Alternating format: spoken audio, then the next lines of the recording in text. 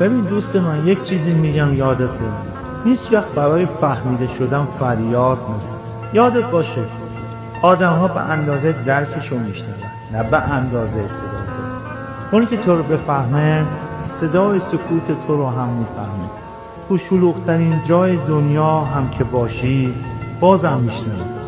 اون اگه تو رو درک کنه نگاه خسته تو رو هم میفهمه، خنده تلخ تو رو هم میفهمه، دردهایی که پنهان کردی هم لمس میکنه.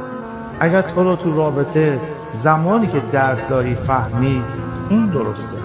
برای دردهات، برای دلتنگیهات، برای شبهایی که با گریه خوابیدی فریاد نزن.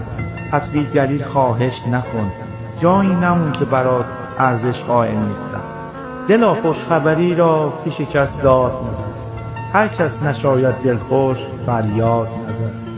بگذار کارما کار خودش را بکنن، حرص بیجان نخور. دلتنگ که شدی پیش هیچ کس فریاد نزن، راز دلت را پیش کس ناکس برباد نزن.